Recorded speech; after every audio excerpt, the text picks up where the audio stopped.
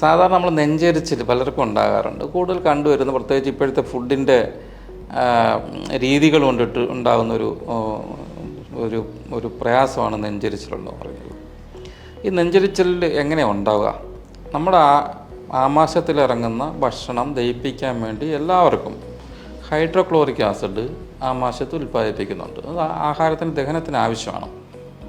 പക്ഷേ ഈ ദഹനത്തിന് ആവശ്യമായിട്ടുള്ള ഹൈഡ്രോക്ലോറിക് ആസിഡ് ആമാശയത്തു നിന്ന് അങ്ങ് അന്നനാളത്തിലേക്ക് തിരിച്ചു കയറുന്നു.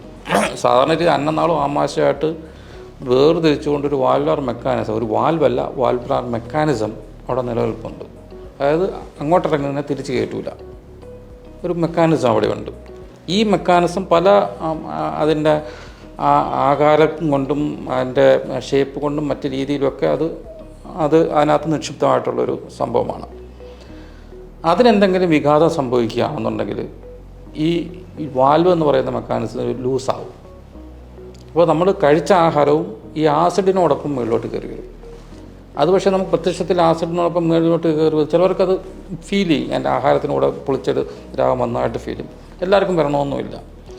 ഈ ആഹാരത്തിനോടൊപ്പം വരുന്ന ആസിഡ് അന്നനാളത്തിൻ്റെ ഭിത്തിയിൽ അന്നനാളത്തിൻ്റെ ചർമ്മത്തിന് വിള്ളലുകൾ ഉണ്ടാക്കും, അൾസറുകൾ, ചെറിയ ചെറിയ അൾസറുകൾ ഉണ്ടാക്കും. അപ്പോൾ വീണ്ടും നമ്മളൊരു ആഹാരം കഴിക്കുമ്പോൾ അതിനകത്ത് ഈ അതിൻ്റെ എരിവ് ഉണ്ടാക്കുന്ന പദാർത്ഥങ്ങൾ പതിക്കുകയും അത് കൂടുതൽ ബേണിങ് അവിടെ ഉണ്ടാക്കുകയും ചെയ്യുന്നു. അപ്പോൾ ഈ ആസിഡാണ് ഇപ്പോൾ മുകളിലോട്ട് കയറി വന്നിട്ട് ഈ പ്രയാസം ഉണ്ടാക്കുന്നത്. ചിലവർക്ക് ഈ വിള്ളലുകൾ അല്ലെങ്കിൽ അൾസേഴ്സ് കാണണമെന്ന് നിർബന്ധമില്ല. ഈ ആസിഡ് തന്നെ ചിലവർക്ക് ഹൈപ്പർ സെൻസിറ്റീവായിട്ട് തോന്നിയിട്ട് ബേണിങ് വരാം. അപ്പോൾ നമ്മൾ സാധാരണ രീതിയിൽ ഈ നെഞ്ചെരിച്ചിൽ ഒഴിവാക്കാൻ വേണ്ടിയിട്ട് ആസിഡിനെ കുറയ്ക്കുന്ന ഗുളികകളാണ് കൊടുക്കാറ്. നമ്മൾ മാർക്കറ്റിലൊക്കെ ഫ്രീലി അവൈലബിൾ ആയിട്ടുള്ളൊരു ഗുളികകളാണ് ആസിഡിനെ കുറയ്ക്കാൻ വേണ്ടി കൊടുക്കുന്നത്.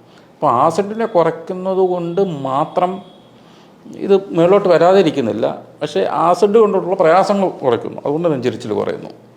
ചിലവർക്ക് നമ്മൾ കുറേ അധികം കാലഘട്ടം കൊടുത്തിട്ടും നിർത്തി കഴിയുമ്പോൾ വീണ്ടും പ്രയാസം വരും. അങ്ങനെയുള്ളവർക്ക് ഒരു 6 മാസത്തിലധികം അങ്ങനെ സഹിക്കേണ്ടി വരുന്നവർക്ക് നമ്മൾ ഇതിനെ ടൈറ്റൻ ചെയ്യാൻ വേണ്ടി വാൽവിനെ തിരിച്ചു കൊണ്ടാക്കാൻ വേണ്ടിയിട്ട് ഒരു ഓപ്പറേഷൻ ചെയ്യാറുണ്ട്. ഫണ്ടോപ്ലൈക്കേഷൻ എന്നാണ് നമ്മൾ പറയുന്നത്. പല രീതിയിൽ ചെയ്യാം. അത് ഈ കാലഘട്ടത്തിൽ അത് കീ ഹോൾ സർജറിയിലൂടെയാണ് അല്ലെങ്കിൽ താക്കോൽദ്വാര ശസ്ത്രക്രിയയിലൂടെയാണ് ചെയ്തു വരുന്നത്. അത് ആമാശയ ഭിത്തി കൊണ്ട് തന്നെ അന്നനാളത്തിന് ആമാശയത്തിൻ്റെ ഇടയ്ക്കുള്ള ജംഗ്ഷനിൽ ഒരു കെട്ടിടുന്നു.